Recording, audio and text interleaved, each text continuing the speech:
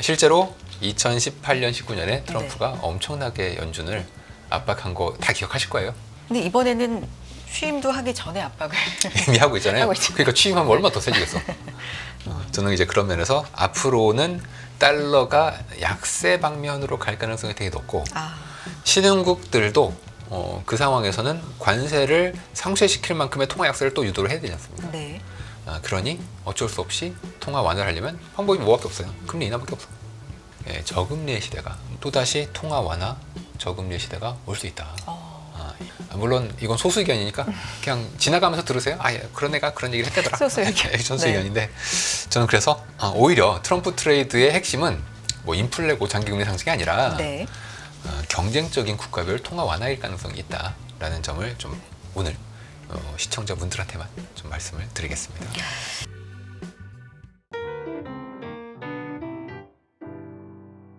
경제 분석 이어가 보겠습니다. DB금융투자 리서치센터 문홍철 자산전략팀장 나와 계세요. 안녕하세요. 네, 안녕하세요. 문홍철입니다. 네, 또 네. 아침에 오랜만에 뵙습니다. 네, 아침에 또 찾아왔습니다. 반갑습니다. 예. 네, 이게 이른 아침 사실 컨디션 조절 좀 힘드실 텐데 제가 매번 올빼미, 감사드려요. 엄청난 올빼미입니다. 지난번에 한번 말씀하신 거 네, 알고 그래서 있어요. 지금 올빼미로서 아침에 좀 정신이 없는 상태입니다. 하지만 힘내보겠습니다. 그래도 항상 날카롭게 말씀해 주셔서 네. 네, 정신을 좀 차리고 네. 네네. 정신 차립시다. 네, 차리고 네. 시작해 보도록 하겠습니다. 예. 일단 시장의 가장 지금 핫한 관심은 미국 예. 대선이겠죠? 대선이겠죠. 네, 그렇죠. 예. 그 얘기로 트럼프가 되냐, 시작해볼까요? 뭐 민주당이 되냐 하지만 그러니까요. 다 거의 뭐 트럼프가 되는 쪽으로 많이들 기울어 있는 것 같고요. 그래서 어떤 헤드라인 네. 뉴스도 뭐 미국 대선이 혼란 속으로 네. 이렇게 되지만 사실 이거 어제 간밤 시장 반응만 봐도 네. 혼란 맞나 싶긴 네. 했어요. 어떻게 예. 보세요? 뭐 간밤에도 이제 해리스 부통령이 이제 바이든의 뒤를 이을 거다 이런 내용이 이제 나왔지만 채권 시장만 보면 장기 금리가 또 살짝 올랐거든요. 장기 금리 상승 이꼴 트럼프의 당선 아니겠냐 이제 이런 쪽으로 사람들이 이제 정형화 시키고 있기 때문에 네. 간밤의 이제 반응조차도 아직은 트럼프에게 여전히 우세. 옛날에 이제 카밀라 해리스가 지난 2020년이었나요? 그때도 이제 전당대회를 하면서 민주당 후보를 선출할 때 그때 이제 득표율이 아마 1%인가 그랬을 겁니다. 그래서 이제 상대적으로 해리스의 힘이 그렇게 강하지는 않을 것이다. 트럼프의 힘이 워낙 강하다. 뭐 이렇게 사람들은 예상하고 있는 것 같고요. 일단은 네. 다만 저는 아직 4개월이나 남아서 정치인에게 있어서 4개월은 뭐 사실상 4년 정도 남은 거거든요. 사이에 이제 어떤 일이 있을지도 모르고 이 정치인들의 좀 특징이 위기가 올수록 더 강해진다. 이제 이런 그분들의 특징이 있단 말이에요. 그러한 특질이 없으면 정치를 할 수가 없지. 이제 우리 같은 사람들은 뭔가 위기 오면 이제 땀 뻘뻘 흘리면서 굉장히 당황하지 않습니까? 힘도 약해지고 뭐 페이스가 흐트러지는데 오히려 정치인들은 힘을 가다듬고 오히려 이때 우리가 더 치고 나가야 된다. 그런 케이스를 좀 많이 보긴 하죠. 새로운 전략을 또 짠단 말이에요. 가장 대표적인 예가 우리가 최근에 겪었지 않습니까? 그 프랑스. 프랑스 이제 누가 봐도 이거는 그러게요. 르펜이 간다 이랬는데 이 마크롱의 어마어마한 승부수가 던져지면서 결과적으로는 르펜으로의 집중은 꽤 막아냈단 말이죠. 네. 저는 그래서 아직 모른다. 아직 모른다. 네, 아직 4개월이 남았다. 좀 더 지켜보자. 이렇게 생각하고 있습니다. 이 4개월도 채 안 남았다라는 걸 굉장히 짧다라고 많이들 네, 보는데 예. 이거는 어마어마하게 긴 시간이니까. 굉장히 긴 시간이기 정치에서는. 때문에 네. 이제 시청자분들도 변수. 정치라는 건 모른다. 사람이 움직이는 생물이다. 어디로 펄쩍될지 모르기 때문에 우리 계속 좀 지켜보자. 이렇게 생각합니다. 그래도 우리는 어쨌든 지금 시점에서 네. 얘기를 좀 해봐야 되잖아요. 관심은 이제 트럼프니까요. 네. 그러니까요. 트럼프 트레이드 쪽이 아마 관심이 좀 많을 것 같습니다. 근데 이 어제 반응만 뭐 보고 예. 판단하기 좀 이르지만 네네. 트럼프 트레이드가 또 약화된다 이런 분석도 있고요. 예. 어떻게 봐야 되는지 너무 헷갈리는 국면이에요. 일단 기본적으로 트럼프 트레이드는 주식 쪽보다는 이 채권 쪽에 영향을 이제 많이 미칩니다. 트럼프가 이제 관세 쪽 얘기를 많이 하고 있고요. 또 하나는 이제 어떤 인플레를 일으키기 위한 재정 정책을 쓸 것이다. 이 두 개가 이제 축이지 않습니까? 네. 그러면 채권 시장 입장에서는 걱정되죠. 왜냐하면 관세를 물리면 수익품 가격이 올라가니까 인플레, 그렇죠? 그리고 재정 지출을 많이 늘리면 지난 코로나 때 그랬듯이 재정 많이 썼고 사람들 돈 쓰고 그러면 채권 발행 늘어나니까 금리 상승할 거고 사람들이 돈 쓰니까 인플레가 생겨서 또 채권 금리 올려야 될 거고. 와, 그러면은 이제 장기 채권 금리는 상승하는 거 아니냐? 실제 간밤에도 그랬고. 네.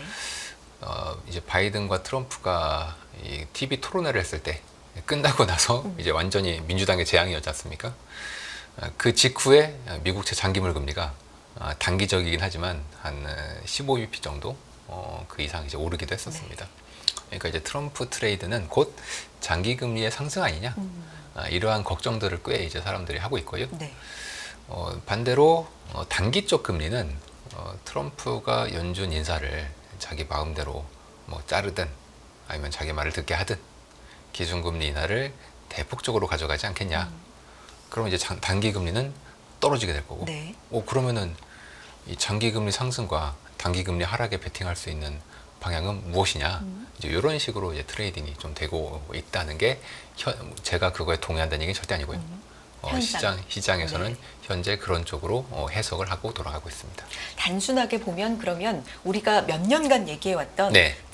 장단기 금리 역전 있잖아요. 네. 이게 해소되면서 네. 네, 이렇게도 볼 수 있는 거잖아요. 맞습니다. 네. 네. 이건 어떻게 경제적으로는 해석이 가능합니까? 이제 장단기 금리 차가 해소가 되는 건 네. 보통 단기 금리가 떨어지면서 그 이유는 연준의 금리 인하가 되겠죠. 트럼프가 오든 말든 그거와는 무관하게 이거는 이미 기정사실화지 않습니까? 단기 금리 결국 인하할 거니까 물가도 이제 안정되고 있고요. 그렇게 되면은 장단기 금리 차의 역전은 이제 해소가 되긴 하죠. 돼요. 근데 트럼프가 오면 그 정도가 더 심해질 수 있다. 뭐 그런 정도뿐인 거지. 이제 가장 근본적으로는 연준의 금리 인하가 장단기 역전을 이제 해소를 해줄 수 있다. 이제 이런 거고요. 보통 교과서에는 역전은 안 좋은 거, 경제에. 그리고 얘가 이제 풀리는 거는 즉 역전이 해소가 되고 수익 곡선이 좀 가팔라지는 것은 경제에 좋은 것. 이렇게 교과서에 나와 있거든요. 제가 늘 말씀드리지만 교과서를 믿지 마십시오. 세상이 그렇게 해결되지 않습니다. 나를 믿어라. 네, 오히려 저를 믿으십시오. 시장 바닥에서 말씀하시는데 시장 바닥에서 워낙에 오래 굴렀기 때문에 역사적으로 그렇게 된 적이 없어요. 그러니까 오히려 역전이 돼 있는 상태에서는 미래를 좀 걱정하죠. 뭔가 순유곡선 역전은 미래에 안 좋은 시그널이다. 맞아요. 뭐 안 좋은 시그널. 침체라든지. 네, 침체라든지. 네. 안 좋은 시그널인 건 맞는데 그러면 침체가 이제 언제 오냐? 역전이 되고 나서 특정한 시차가 있으면 오는데 오히려 역전이 풀릴 때 옵니다. 풀릴 때. 이게 좀 이상한 현상이긴 한데 교과서에는 금리 인하하면 경제가 좋아진다. 사람들이 경제활동을 돈값이 싸지니까 경제활동을 더 열심히 한다. 이렇게 나와 있지 않습니까? 하지만 현실은 정반대로 작용을 했었어요. 오히려 금리를 인하하면 좀 안 좋아지는 경향으로 좀 가는 경우가 있습니다. 이유가 항상 있을 거 아니에요? 이유요? 저도 몰라요. 인하를 죄송하지만 여쭤보기 전에 모른다고. 죄송하지만 잘 모릅니다. 네. 근데 인하를 할 때는 예. 이유가 있으니까 인하를 할 텐데 그 이유가 혹시 그 경제가 이유는 안 우리가 좋아지는- 조심하셔야 됩니다. 네. 경제가 안 좋아서 인하한다고 생각하시는데 그게 틀린 말은 아닌데 그걸 좀 쪼개봐야 됩니다. 뭐 예를 들면 고용이라든지 우리가 흔히 얘기하는 그렇죠. 예를 들어서 처음에 인하를 할 때, 그러니까 이제 올해로 치면 뭐 9월 정도가 되겠죠.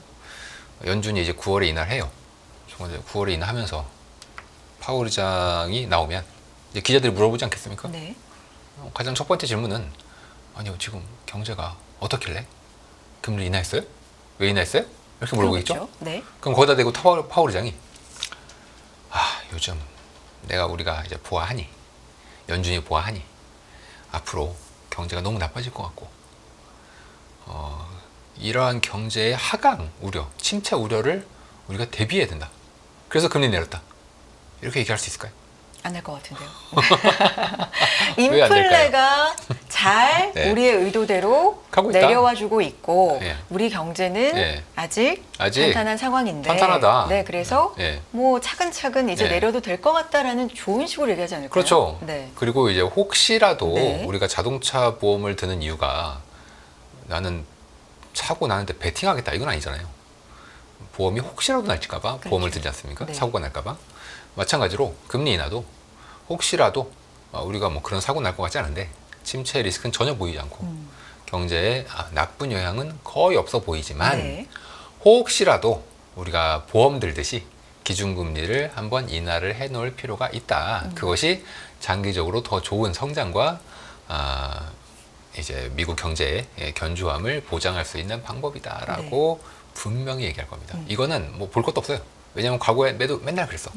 그리고 파월 의장 입장에서도 그럴 수밖에 없고. 그렇게 한 두세 번 정도 인하를 이제 합니다. 네. 하면 이상하게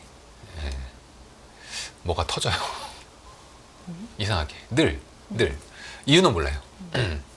늘 뭐가 터져요? 과거에 예를 들면 뭐 어떤 게 예를 들면 터졌었는데요? 뭐 가장 최근의 사례는 금융위기가 되겠죠. 원래 금융위기가 오기 전에, 즉 리먼이 파산하기 전부터 금리는 네. 인하하고 있었습니다. 이미 인하하고 있었는데 갑자기 리먼이 터졌어. 아니 인하하면 경제 좋아져야 되잖아요. 근데 왜 리먼이 터져? 이상하죠.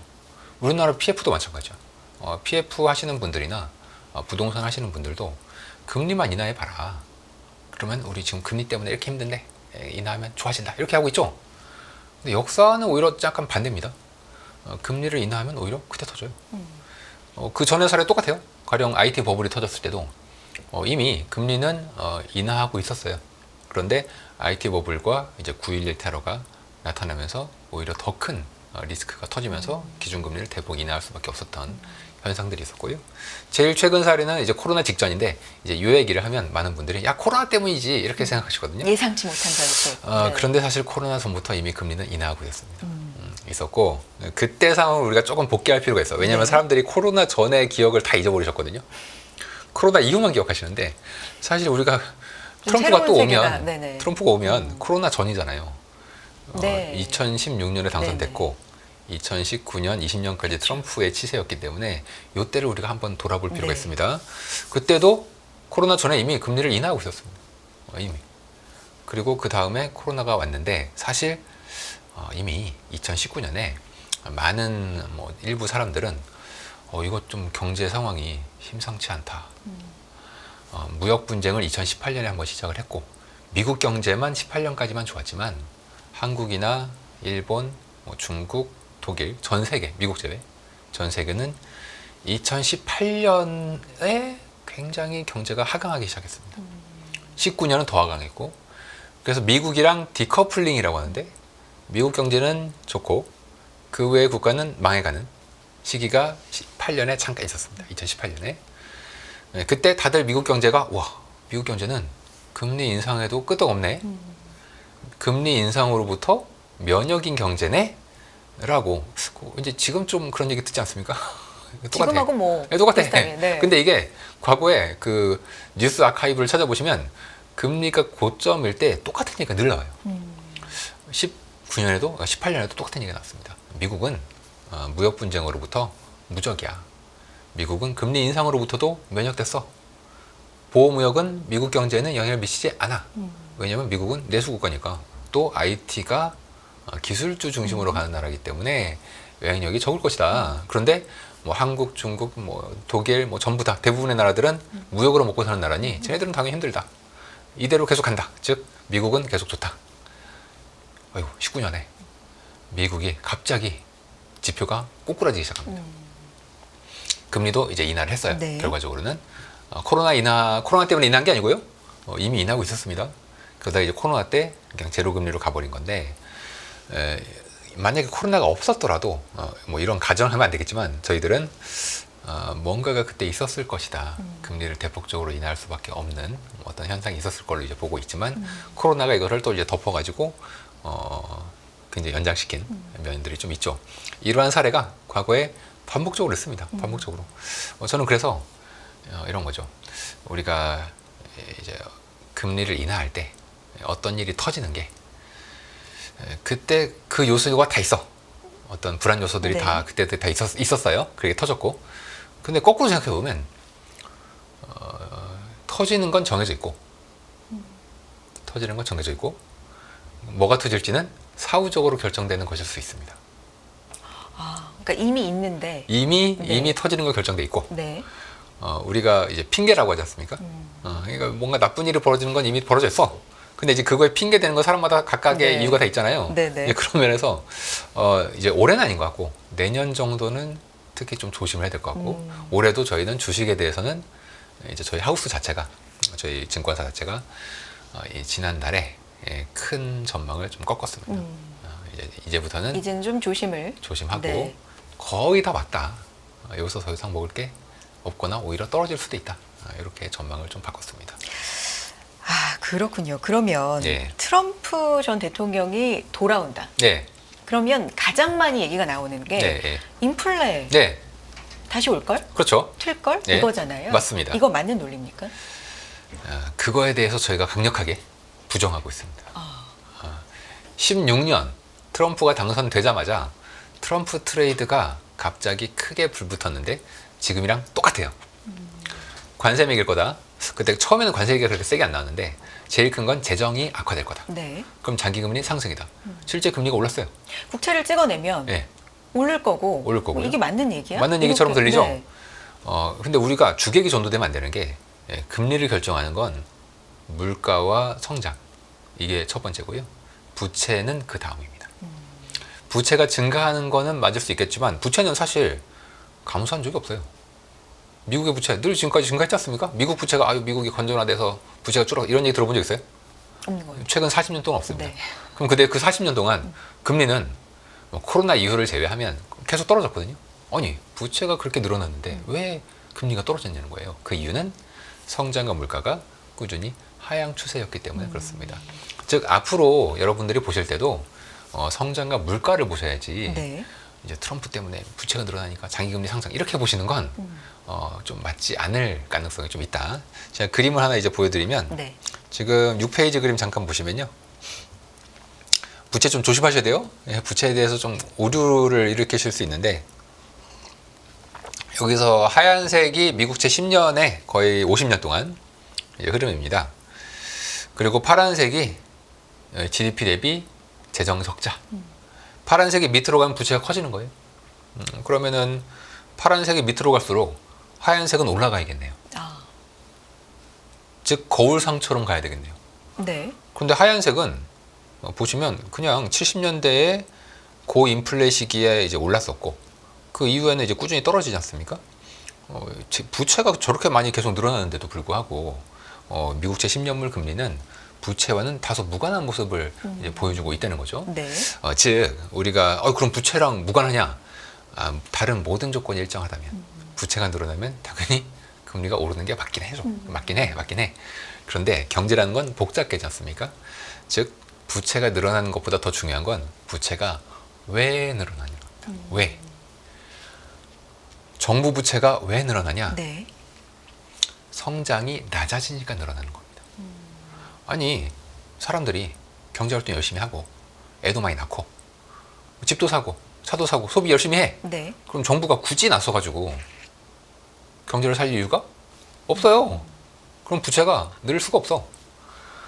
이럴 땐 금리가 올라요. 아니 부채가 안 늘는데 금리가 올라. 왜? 경제가 좋으니까. 근데 반대로 사람들이 애도 안 낳아. 경제가 너무 노령화돼서 경제의 활력도가 떨어지고 사회적으로 뭐 규제가 너무 많아서 혹은 세금이 많아서 경제활동을 안 해. 그러면 당연히 사람들은 경제활동 안 하니까 성장과 물가가 떨어지지 않습니까? 그럼 금리가 떨어지죠. 그러면 정부가 나서서 어쩔 수 없이 부채를 내야 되겠지.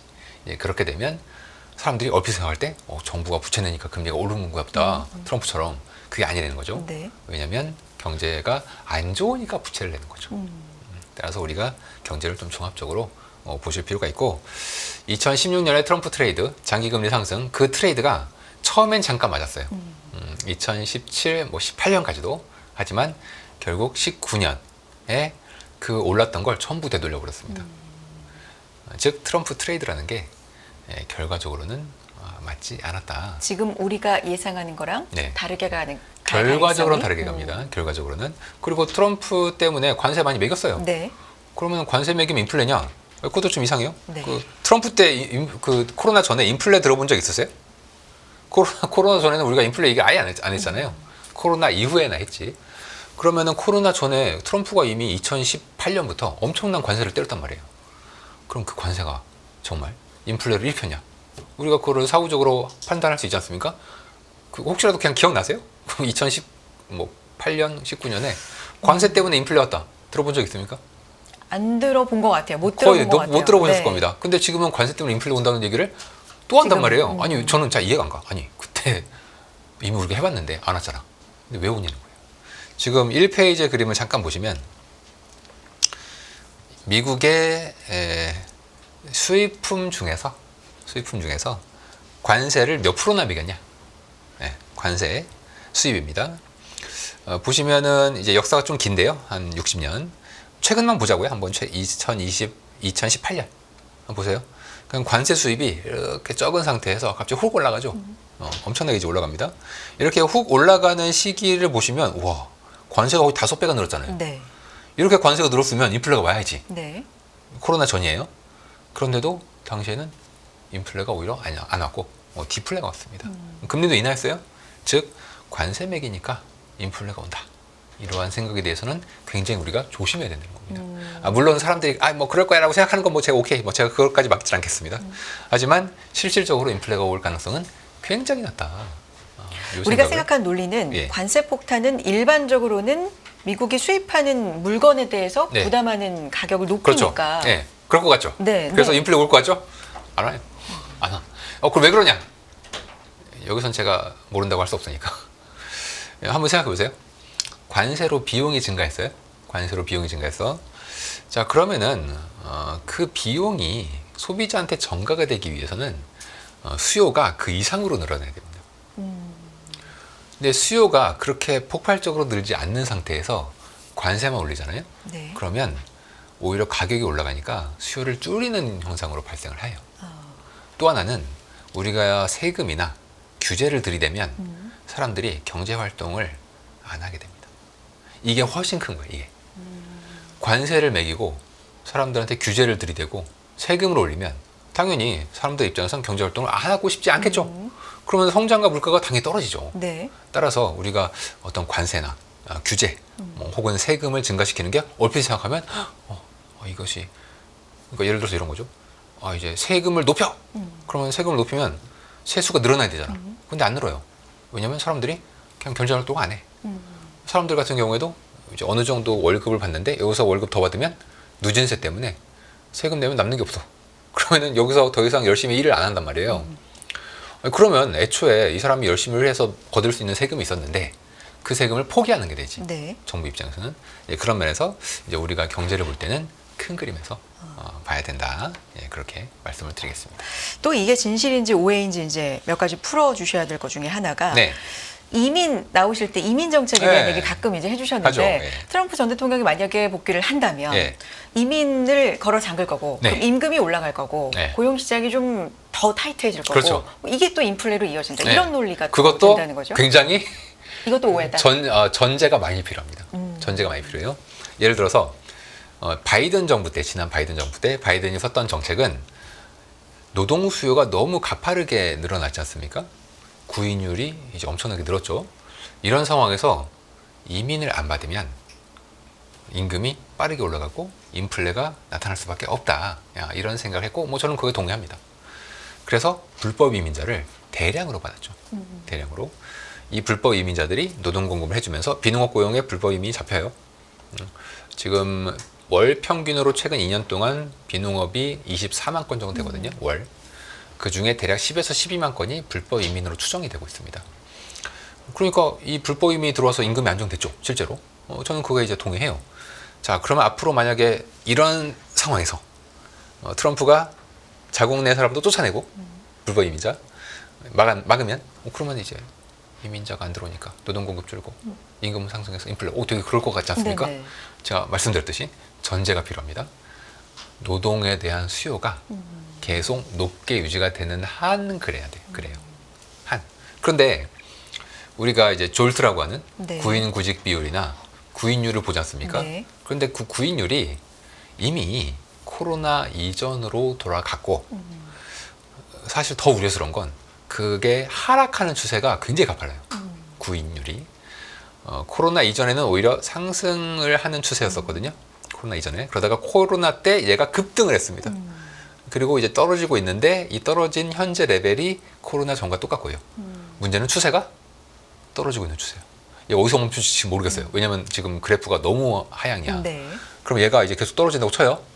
추세가 이러니까 여기서 갑자기 뚝 멈출 리는 없겠지. 자, 그러면 이 얘기는 뭐냐? 노동 수요가 없다는 얘기예요. 이런 상황에서 만약에 불법 이민을 계속 받아들이잖아요. 그러면 오히려 실업이 늘어납니다. 따라서 저는 만약에 트럼프가 이민을 막는다고 하더라도 그럴 일은 벌어지지 않을 것이다. 그렇게 보고 있고, 사실 이게 이미 바이든도 알고 있어. 그래서 연초부터 바이든이 이거 이대로 그냥 두면은 오히려 실업이 늘겠는데 하면서 지금 9페이지 그림을 잠깐 보시면 네. 이미 바이든이 뭐 굉장히 치매 같아 보이지만 정책을 잘 짰어요. 지금 이 9페이지가 이번에 트럼프의 목숨을 살린 그래프입니다. 불법 이민자 그래프거든요. 이 차트 보려고 고개 돌리다가 네, 맞습니다. 총을 네, 총을 네. 피했죠. 네, 귀로 피했습니다. 지금 누가 분석을 한 게 있는데 이 차트를 만약에 네. 보지 않았으면 네. 약간 거의 뒷머리 쪽이 맞았을 정말 것으로. 진짜 아찔한 네네 이 차트가 이 차트입니다. 네. 여러분들도 이 행운의 차트니까 네. 바탕화면에 해놓으시든가. 행운의 차트. 저도 네. 행운의 차트 바탕화면에 해놨습니다. 네. 이 그림 잘 보시면 올해 초부터 이 불법 이민이 확 줄죠. 6월 데이터가 84,000건이에요. 이게 평소 대비해서 거의 반 이하로 줄어든 겁니다. 네. 이게 지금 바이든 정부 들어서 확 늘었거든요. 이게 바로 바이든 정부도 올 초부터 이미 노동력이 이미 충분한 것 같다. 네. 더 받으면 안 된다. 줄어들죠. 그리고 지금은 6월 달에 더 줄었죠. 그러니까 이제 바이든이 볼 때는 노동 공급을 일부 제한할 필요가 있다는 거. 또 하나는 트럼프와 대결을 하려면 국경 보안을 이제 강화시켜야 된다. 이제 그러한 것들이 작용을 하면서 이 불법 이민이 많이 줄었습니다. 이 얘기가 시사하는 건 앞으로 나올 비농업 고용은 굉장히 둔화된다는 거. 굉장히. 이게 사실 할 얘기가 많은데 이 얘기를 꺼내 주셨으니까 네. 그럼 노동이 네. 급격하게 안 좋아진다라는 네. 거랑 연관시켜서 네. 샴룰 그렇죠. 우리가 이 얘기도 좀 많이 하잖아요. 실업률. 네. 네. 요거는 지금 수준이 어떤 상황입니까? 수준이 네. 지금 요 11페이지 그림을 네. 보시면 이게 샴룰입니다. 네. 녹색이 뭐냐? 실업률이 저점에서 네. 얼마나 올라왔느냐입니다. 네. 저점에서 올라온 것만 체크한 거예요. 올라온 것만 체크. 보시면 회색 음영 지역이 침체거든요. 네. 근데 실업률이 저점에서 겨우 0.5만 올라오면 침체가 발생해요. 이게 역사적 룰입니다. 역사적 룰. 이게 어떤 인과관계가 있다는 게 아니라 패턴이 그렇다는 겁니다. 패턴이. 사실 실업률이 3.4나 지금은 4.1인데 뭐 완전 고용이에요. 완전 고용. 경제학자들은 완전 고용이야. 걱정할 필요 아무것도 없어. 네. 문제는 역사적으로 실업률이 저점에서 이렇게 올라오면 반드시 침체가 발생한다는 겁니다. 저는 그래서 샴룰을 주의 깊게 봐야 된다. 지금은 다르다는 말이 되게 비싼 말이지 않습니까? 저는 지금이라고 해서 그렇게 다를 것 같지는 않고요. 현재 3룰을 터치하기 직전에 있기 때문에 현재 3룰로 치면 대략 0.43인가 그럴 겁니다. 왜 3.4에서 4.1이면은 0.7 올라온 거 아니냐? 맞아요. 맞는데 이게 3룰은 그 이동평균으로 체크를 하기 때문에 이거 꼭 저점 고점은 아니고요. 이동평균상 저점 대비해서는 한 0.43 정도 지금 올라왔다. 그리고 아마도 앞으로 더 올라갈 가능성은 있고 사실 불법 이민자의 인구 통계를 감안했을 때 실업률은 아마 4.1이 아닐 것 같아요. 실업률이란 건 경제활동 인구 대비해서 놀고 계신 분이지 않습니까? 그런데 이 불법 이민자가 인구 센서스에 아직 포함이 안 돼 있거든요. 그러면 이걸 만약에 포함해서 실업률을 우리가 재산출하면 아마도 4.2 혹은 4.3 정도의 실업률일 것으로 일부 이코노미스트들은 추정을 저희도 포함해서 그렇게 하고 있습니다. 지금보다 더 높을 것이다. 높다는 거죠. 즉 샴룰이 네. 터치될 가능성이 꽤 높다. 높고 좀 아이러니한 건 이 네. 법칙을 발견하셨던 3 이코노미스트 사람 이름이에요. 그 네, 3 네. 이코노미스트는 이번은 좀 다른 것 같다. 아이러니하네요. 좀 아이러니하죠. 이 주장을 하셨던 분이 정작 이번은 침체가 안 올 것 같다고 얘기하니까 저는 오히려 더 불안해요. 대표적으로 이유로는 뭘 대고 있어요? 이유로는 네. 지금의 실업률의 상승과 과거의 실업률 상승은 양상이 조금 다른 것 같다는 겁니다. 왜냐하면 지금의 실업률 상승은 노동이 수요도 많고 공급도 많고 아가리가 잘 맞아서 올라가고 있는 거, 실업률이 자꾸 올라가는 건데 이거는 오히려 건전한 거다. 옛날에는 수요가 빠르게 이제 줄어들면서 나타난 실업이었기 때문에 지금과는 좀 양상이 다르다라는 게 이제 3 이코노미스트의 이제 얘기인데 저는 그래서 늘 100년 동안의 데이터를 보거든요. 왜냐하면 그때그때 사정이 다 다른데 네네. 모든 거를 다 꿰뚫는 원칙이 나오지 않습니까? 그럼 그 패턴은 우리가 주의 깊게 봐야 돼요. 주의 깊게. 저는 그래서 3룰은 여전히 좀 신경 써서 봐야 될 필요성이 있다. 아마 뭐 빠르면 올해 말, 늦어도 내년 정도에는 뭐 제가 침체 얘기는 안 하겠습니다만 네. 다소 경제에 있어서는 좀 둔화되는 시기가 올 수가 있다라고 보고 있습니다.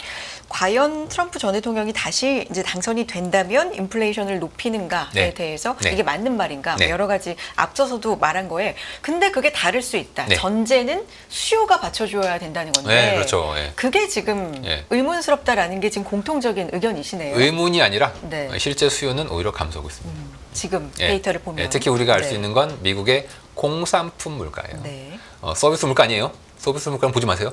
이유는 제가 나중에 말씀드리겠지만 나중에 공산품 또, 물가를 네. 보셔야 되는데 공산품 물가가 증가해야 네. 진짜 수요가 늘어나는 겁니다. 근데 공산품은 현재 굉장히 가격이 빠르게 떨어지고 물론 중국이 대량의 물건을 수출하는 것도 있지만 미국 내에서의 공산품 수요도 상당히 둔화되고 있다. 즉 인플레는 우리가 기대하기가 어려울 것이다. 이렇게 말씀을 드리겠습니다. 이건 어떻습니까? 네. 트럼프 전 대통령이 이제 약달러를 통한 네. 수출 증대, 네. 달러 강세가 너무 갔어. 네. 약달러를 좀 네. 시켜야 돼라고 네. 이야기하고 있는 네. 이런 부분에 대해서도 네. 좀 인플레랑 연관시켜 본다면. 사실 가장 중요한 내용입니다. 네. 말씀하신 게 트럼프 트레이드에 있어서 다들 뭐 장기 금리, 뭐 재정, 인플레 이러고 있는데 네. 저는 그건 별로 중요하지 않다. 제가 정말 중요한 건 통화 완화 전쟁, 통화 완화 전쟁이 올 수 있다는 겁니다. 왜 그러냐? 그 그림을 제가 잠깐 보여드릴 텐데 네. 잠시만요. 이 4페이지 그림 잠깐 보시면 이게 축에 보시면 가로축이 시기가 2018년, 19년이에요. 되게 옛날이죠. 이게 JP모건 그림인데 2018년에 트럼프가 계속 관세 때리겠다고 중국을 엄청나게 위협했습니다. 네. 자, 그때 바로 나타났던 현상이 위안의 약세입니다. 왜냐하면 관세를 때리는 만큼 그걸 상쇄시키기 위해서 수출국의 통화, 즉 위안화는 약세를 보여야 돼요. 그래서 실제로 빨간색의 달러 위안 환율을 보시면 관세를 상쇄시키는 레벨로 계속 상승하는 모습을 볼 수 있습니다. 이게 바로 관세의 영향인데 트럼프가 바보가 아니잖아요. 이 모습을 보자마자 야 이거 니네 중국 이거 통제하고 니네 이거 조작하고 있구만. 물론 관세 때문인데 조작하고 있구만. 이거 우리 그만 못 온다. 그럼 미국이 할 수 있는 방법은 연준을 압박하는 거죠. 금리 인하해라. 네. 양적 완화도 해라. 실제로 2018년, 19년에 트럼프가 네. 엄청나게 연준을 압박한 거 다 기억하실 거예요. 아마 비슷한 일이 재림할 수 있습니다. 근데 이번에는 취임도 하기 전에 압박을 이미 하고 있잖아요. 하고 있죠. 그러니까 취임하면 얼마나 더 세지겠어. 저는 이제 그런 면에서 앞으로는 달러가 약세 방면으로 갈 가능성이 되게 높고 신흥국들도 그 상황에서는 관세를 상쇄시킬 만큼의 통화 약세를 또 유도를 해야 되지 않습니까? 네. 그러니 어쩔 수 없이 통화 완화를 하려면 방법이 뭐밖에 없어요. 금리 인하밖에 없어. 그러면 경쟁적으로 미국도 내리고 뭐 신흥국도 내리고 독일, 유럽도 내리고 공통적으로 갈 수밖에 없는 또다시 저금리의 시대가 뭐 다들 그런 얘기 하는 사람 아무도 없지만 저 혼자 또다시 통화 완화 저금리의 시대가 올 수 있다. 이러한 물론 이건 소수 의견이니까 그냥 지나가면서 들으세요. 그런 애가 그런 얘기를 했다더라. 소수 의견. 소수 네. 의견인데 저는 그래서 오히려 트럼프 트레이드의 핵심은 뭐 인플레고 장기금리 상승이 아니라 네. 경쟁적인 국가별 통화 완화일 가능성이 있다라는 점을 좀 오늘 시청자분들한테만 좀 말씀을 드리겠습니다. 트럼프 정책에 의해서 인플레이션에 대한 얘기가 상당히 많은데 네. 사실 이 팀장님께서 생각하시는 핵심은 국가별 통화 완화 네. 전쟁일 가능성이 크다. 전쟁일 가능성이 있고 달러는 아마 약세 쪽으로. 약세 쪽. 또 그동안 너무 강해지기도 했고 네. 트럼프는 우리 이 정도 했으면 많이 먹었다 아니가 이러면서 약세로 굉장히 강하게 진행을 시킬 수가 있는 분명한 동기와 사이클 상으로도 저는 그런 국면으로 좀 보고 있습니다. 알겠습니다. 오늘 여기까지 듣겠습니다. DB금융투자 리서치센터 문홍철 자산전략팀장 함께했습니다. 팀장님 고맙습니다. 예, 감사합니다. 네.